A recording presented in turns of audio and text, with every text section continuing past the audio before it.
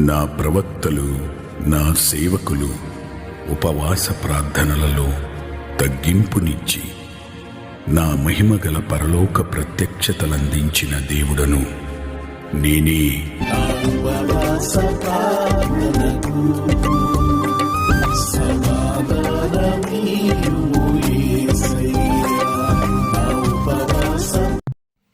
Praise the lord.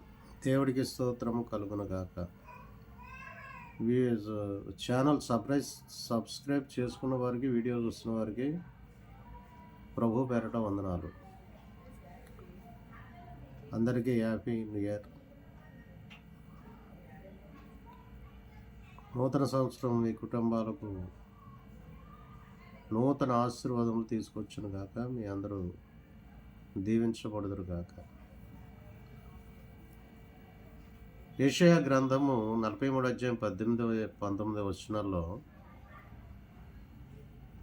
మునిపటి వాటిని జ్ఞాపకం చేసుకొనుకుడి, పూర్వపు సంగతులను తలంచుకొనుకుడి అని వాక్యము సెలవిస్తున్నది. 2024 సంవత్సరం అంతా కూడా కొన్ని గడిచిపోయింది. సరే, మన జీవితంలో ఎన్నో బాధాకరమైన సంఘటనలు ఉంటాయి, సంతోషకరమైన సంఘటనలు ఉంటాయి. మరి దేవుడు వాక్యం సెలవిస్తుంది, పరిశుద్ధాత్మ దేవుడు మాట్లాడుతున్నాడు. మునిపటి వాటిని జ్ఞాపకం చేసుకొనుకుడి, ఇదిగో నేనొక నూతన క్రియ చేయుచున్నాను, అది ఇప్పుడే మొలుచును అని దేవుడు చెప్తున్నాడు. జరిగిపోయిన సంగతులను, జరిగిపోయినటువంటి గతాన్ని విడిచిపెట్టి ప్రభు మీద ఆధారపడి దేవుణ్ణి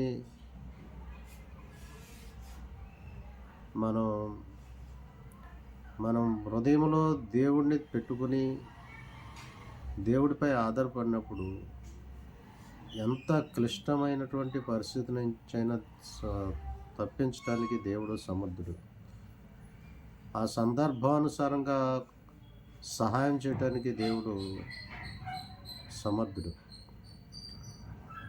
దేవుని యందు విశ్వాసం ఉంచు వారికి తప్పక దేవుడు సహాయం చేస్తాడు. ఆయన యథార్థవంతులకు ఏ మేలు చేయక మానుడని వాక్యం సెలవిస్తుంది. యథార్థంగా ఎవరు ఉండగలుగుతారు? విశ్వాసం కలిగి ఎవరు ఉండగలుగుతారు? తప్పు చేయకుండా ఎవరు ఉండగలుగుతారు?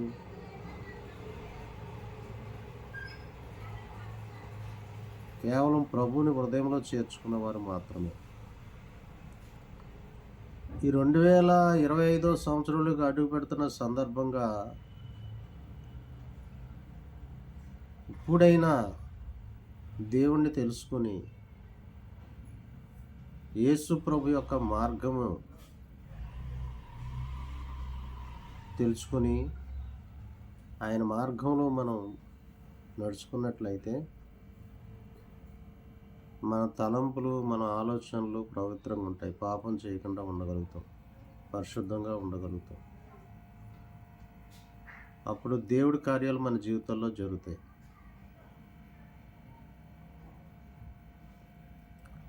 పాపం హృదయంలో పెట్టుకుని ఎంత భక్తి చేసినా ప్రయోజనం లేదు, ఎంత ప్రార్థన చేసినా ప్రయోజనం లేదు.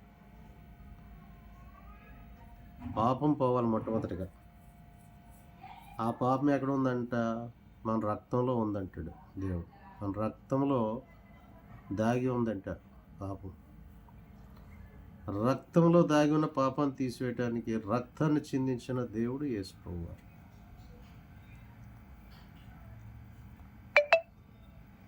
పాపుల కొరకు ప్రాణం పెట్టిన దేవుడు యేసు ప్రభువారు. అందరూ పాపులే, ఏ భేదం లేదు. అందరూ పాపం చేసి దేవుని నుండి వచ్చిన మహిమను పొందుకొనలేకపోతున్నారని రోమపత్రిక చెప్తుంది.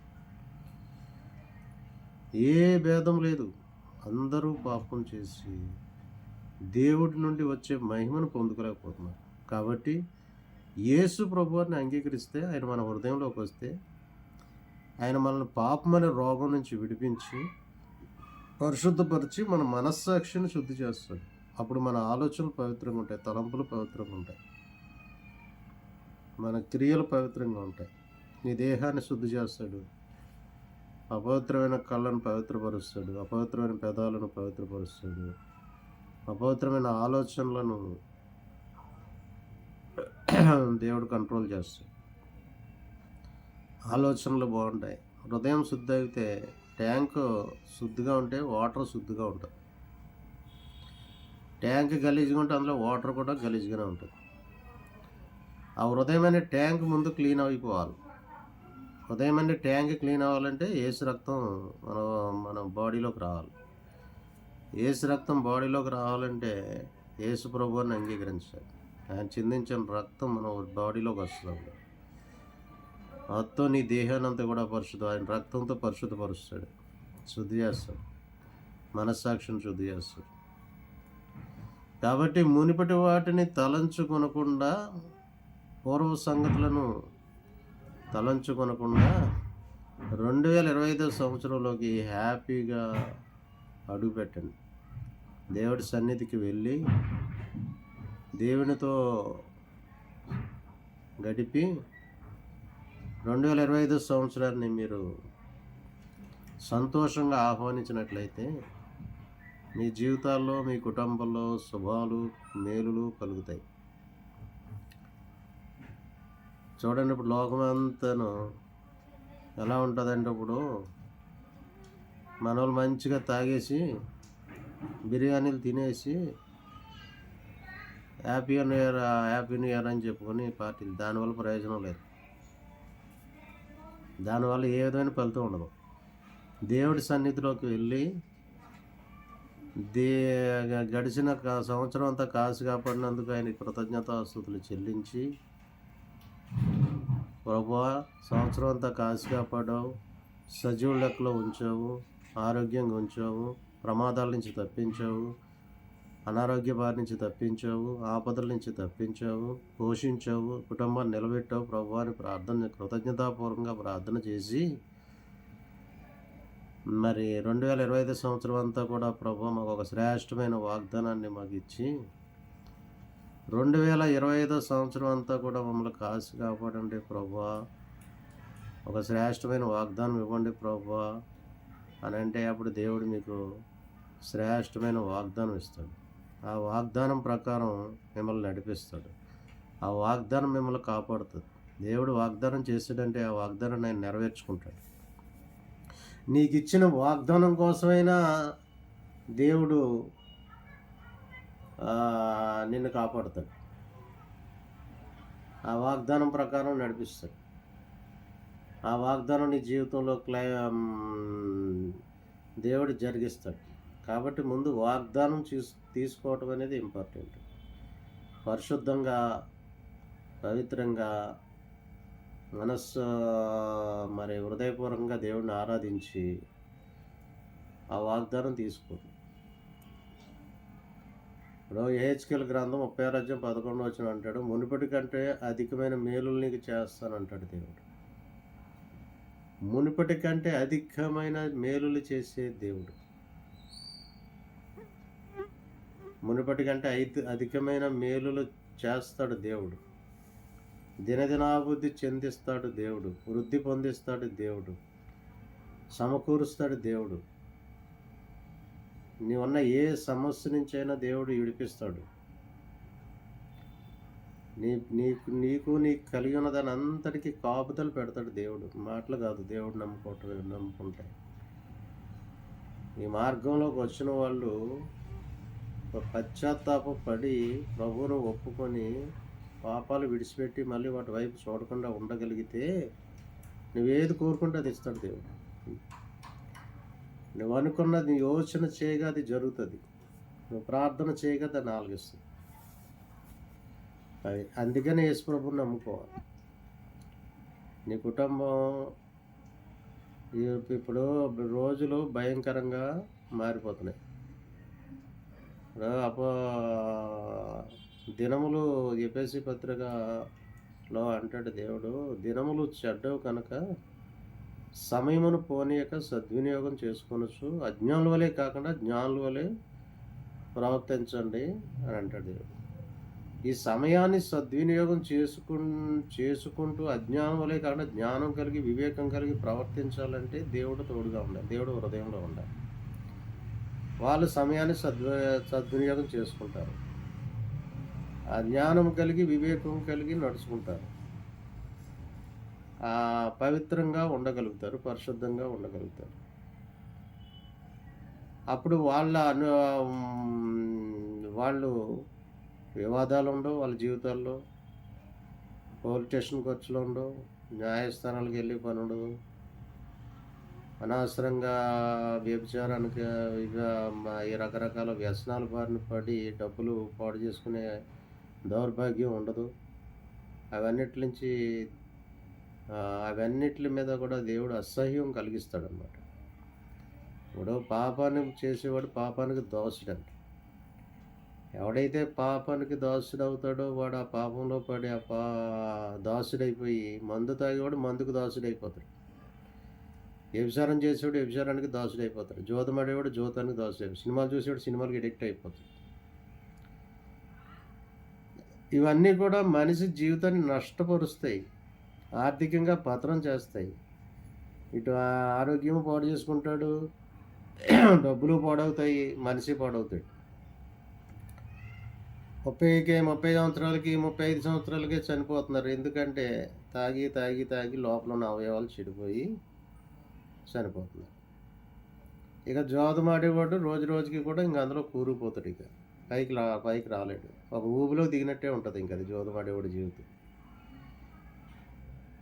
కాబట్టి వాడు పాడైపోతుంది. వ్యభిచారం ఇక ఉన్న ఆస్తి అంతా అమ్మేసుకుంటాడు. అతని కుటుంబం అనాథ పాలు అయిపోతుంది, పిల్లలు అనాథలు అయిపోతారు. ఇలా ఉంటాయన్నమాట పరిస్థితులు. లోకానుసారం జీవించే వాళ్ళ జీవితాలు. ఇప్పుడు రక్షణ అనేది కొంతమందికి అవసరమే. దేవుడు ఏమన్నాడంటే నీతిమంతుల కొరకు నేను రాలేదన్నాడు. నీతిగా బతికే వాళ్ళ కోసం, నీతిగా నేను పరిశుద్ధంగా బతుకుతాను, నీతిగా ఉంటాను, న్యాయంగా బతుకుతాను అన్న వాడికి అవసరం లేదు దేవుడు.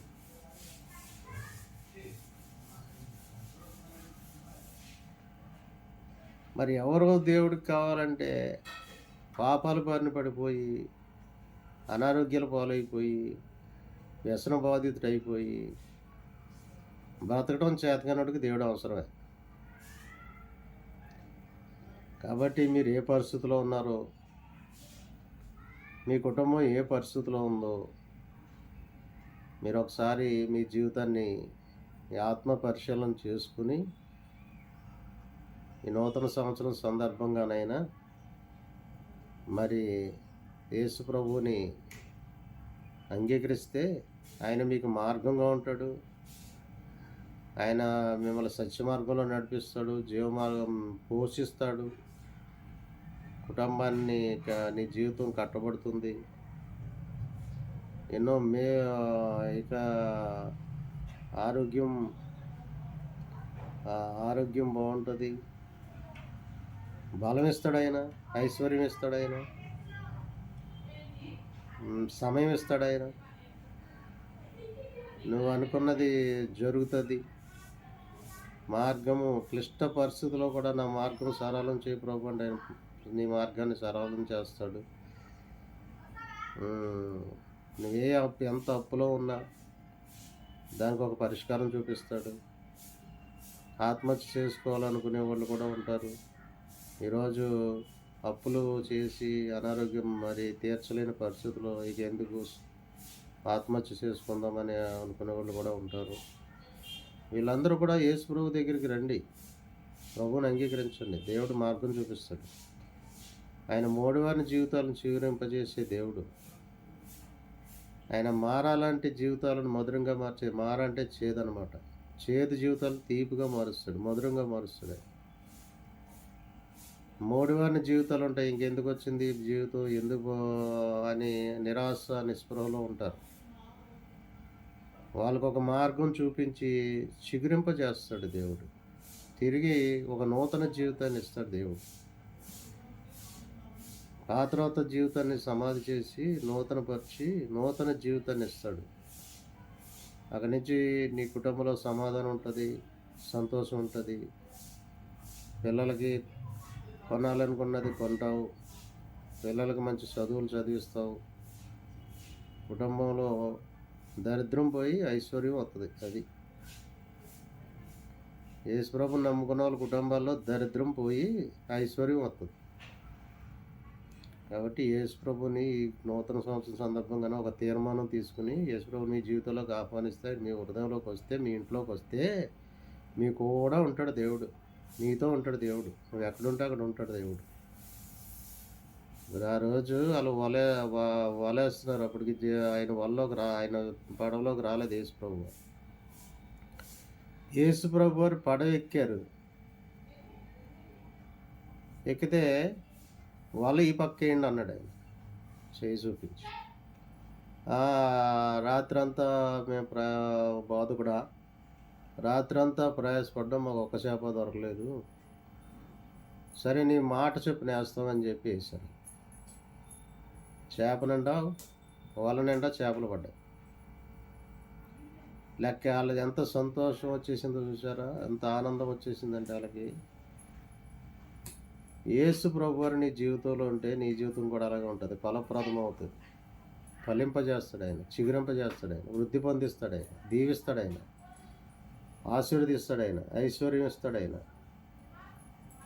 తర్వాత నీ బాధ్యత ఆయన తీసుకుంటాడు. నువ్వు చనిపోతే నిన్ను పరలోకం తీసుకెళ్ళి ఆయన సన్నిధిలో నిలబెట్టుకుంటాడు.